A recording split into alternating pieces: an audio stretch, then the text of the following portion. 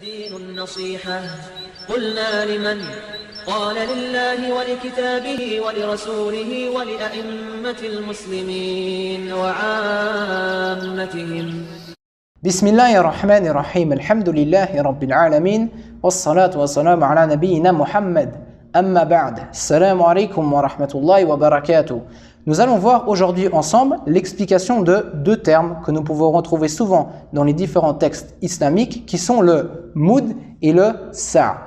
Qu'est-ce qu'un moud et qu'est-ce qu'un sa'? Ce sont des unités de mesure et non pas des unités de poids, qui sont symbolisées ici par ces deux gobelets. Premièrement, le moud est donc ce que deux mains jointes peuvent contenir. Ceci est donc un moud. Et 4 fois ce moud-là représente un sa', qui est représenté ici par le grand pot que nous avons devant nous. Maintenant, concrètement parlant, à quoi servent ce sa' et ce moud? Ils servent à un grand nombre de choses dans la législation islamique, comme ils sont indiqués ici dans les bords. Mais ce qui nous intéresse aujourd'hui, c'est pour la zakat el-fitr. Qu'est-ce que zakat el-fitr? C'est l'aumône de la rupture du Ramadan. Quelle est cette aumône-là et quand est-ce qu'on la verse et à qui on la verse? Premièrement, cette aumône, donc, on la verse dans le temps qui est entre 2 jours avant le Eid jusqu'à avant la prière du Eid. Dans ce temps-là, c'est le temps dans lequel le musulman doit verser zakat el-fitr. Maintenant, qui doit la verser parmi les musulmans et à qui il doit la verser? Qui doit la verser? Tout un chacun parmi les musulmans qui a de quoi se nourrir pour le jour de Eid, il doit s'acquitter de cette zakat el-fitr. Et il doit la donner à qui? Aux pauvres parmi les musulmans.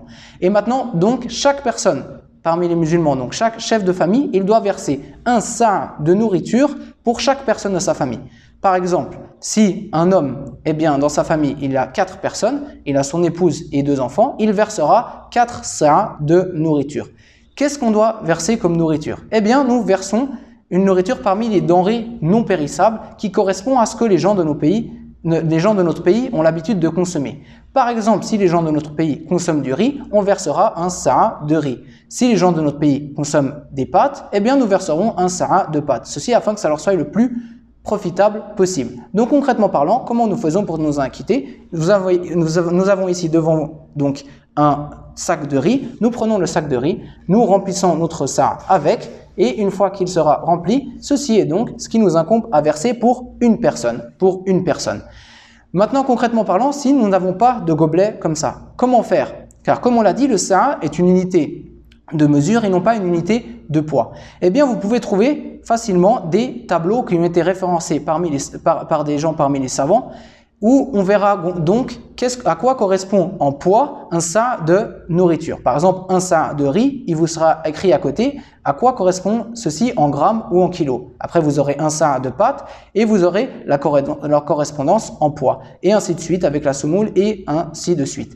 Ça, c'est si vous trouvez un de ces tableaux-là. Si vous ne trouvez pas un de ces tableaux-là, vous avez un autre choix qui est donc, ceci est tiré d'une fatwa du mufti d'Arabie Saoudite qui nous dit qu'il faut verser 3 kilos. On verse 3 kilos de nourriture pour zakat el-fitr, donc 3 kilos de riz ou 3 kilos de pâtes ou 3 kilos de semoule, car 3 kilos, ça englobe forcément n'importe quelle parmi ces nourritures-là. C'est la valeur maximale. Donc si on verse 3 kilos, on est sûr d'avoir atteint ce sa' de nourriture. Et s'il y a un surplus, on met comme intention que ceci soit une sadaqa, une aumône, et ceci est meilleur. Donc, soit on prend un gobelet, si on n'a pas un gobelet qui représente un sa', on utilise un tableau, si on n'a pas de tableau, le plus sûr, on prend 3 kilos de n'importe quel parmi donc ces denrées non périssables, et au moins, Inch'Allah, on sera sûr d'être entré dans ce qui nous incombe, donc verser un sa' à un pauvre pour cette zakat el-fitr. Wallahu a'lam wa sallallahu ala nabiyyina Muhammad, wassalamu alaikum wa rahmatullahi wa barakatuh.